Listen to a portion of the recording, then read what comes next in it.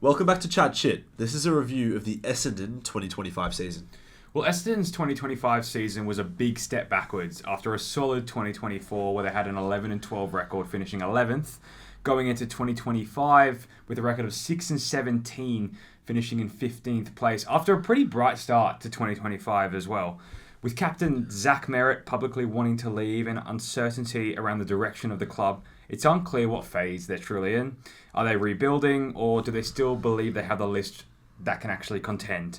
The lack of identity, I feel like, defined them this season. Absolutely pissing down here at the track. Marcus has kicked Jesus! Usain Bolt wouldn't get him now. The legend becomes immortal. Yeah, as you touched on, they had a really hot start to the year. So I'll start by talking about some of the positives. They started 6-4, and as we said on our pod, I said I don't think the ladder has ever lied more about a team. They were only winning against teams that were either depleted by injuries or were very, very low on the ladder.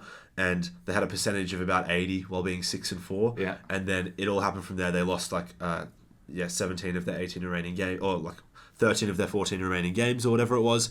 And then, but part of that is that they had this horrible run of injuries, which meant they debuted 15 players. And I'm going to frame this as a positive. Yeah. An all-time record for a non-expansion club, getting youngsters AFL experience, and pretty much all of their young players have now got AFL experience, which could really help with their development long term. And some of these players, young players, not all debutants, but some of these young players have showed some real promise.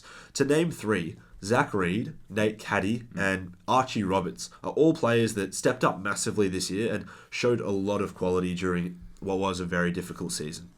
It's funny you mentioned those players. My breakout player for Essendon was Archie Roberts in his first full year. 19-year-old, looked completely at home. Consistent across the year, played a key role down back. Had Essendon been more competitive, he might have been in the rising star conversation. And my surprise performer was actually Zach Reid. He finally got that consistent run at it, and obviously it ended in an injury, but reminded everyone why he was so highly rated. And when fit, he's one of the best defenders in the competition, and we saw that, and Essendon desperately need this guy long term. Now let's move into some of the lows.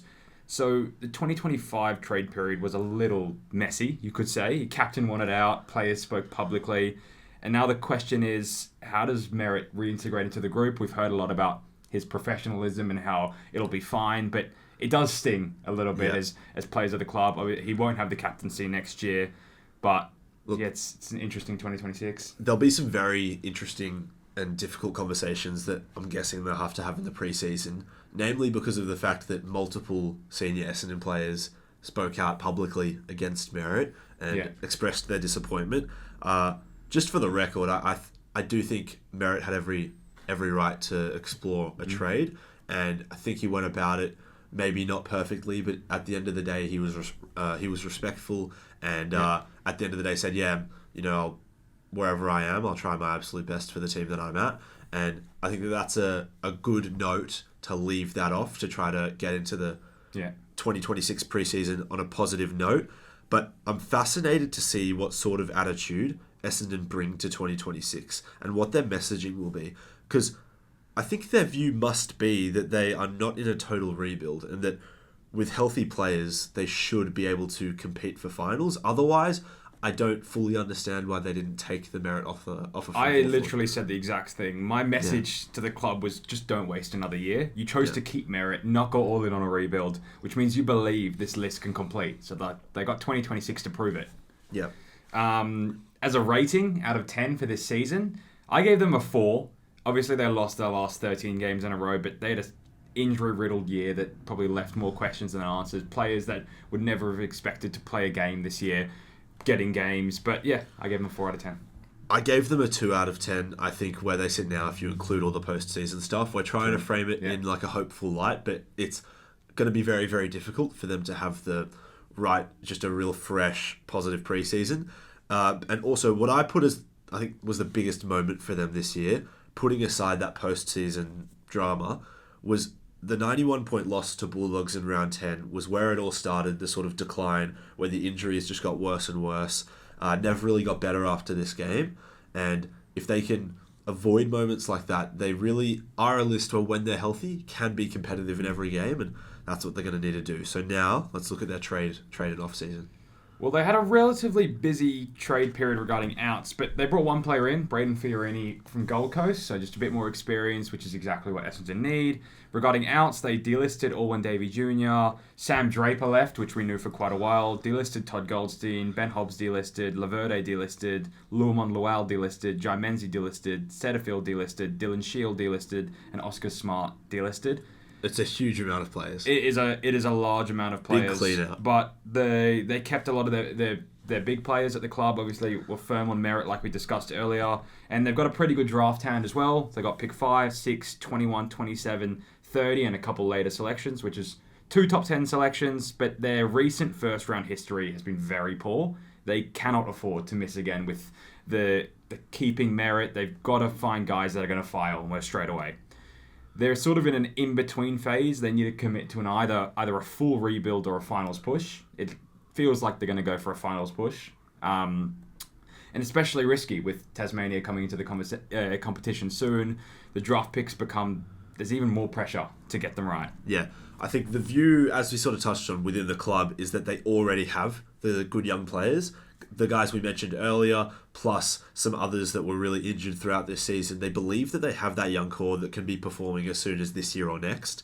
Yeah. And it's just whether they can actually perform on that and keep their players fit. So now looking forward to 2026, I think if there was one word to describe last season, it's unstable. And I think 2026 is a year where they desperately need stability.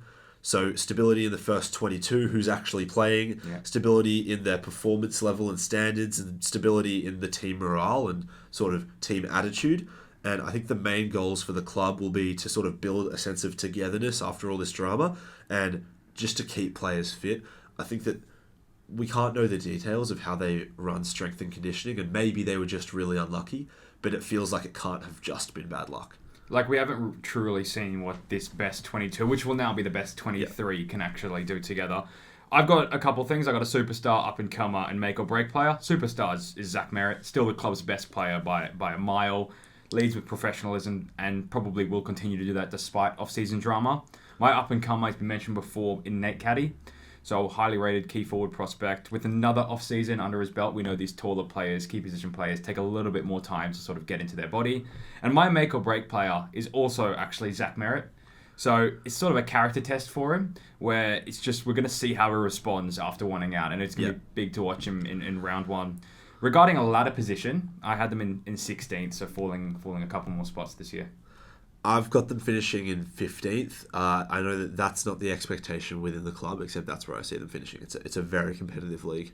And just regarding some questions for you guys, because you would watch more games of Essendon than we do.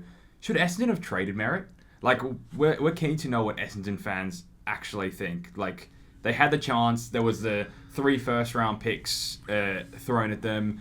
Would have thrown Essendon into a full rebuild, but they've kept him now. So, I mean, should they have traded him? I wrote the exact same question in all caps with 3 question marks, and I've written what I think is a bit of an answer, which is I think we will find out the answer early in 2026. If they are competitive, which would surprise me to be honest, then it looks like a decent decision that they're backing this current core and Merrett to lead it. But if they are really struggling to win games like they might, you suddenly think they are now heading towards a full rebuild, and they turned down pretty much 3 to 4 first-round picks plus a good young player. Yeah. So I think we'll find out the answer. Yeah, I'm looking forward to seeing it. I mean, I've put Essendon in 16th, but realistically, if they all stay fit and competitive, they could definitely finish a lot higher than that.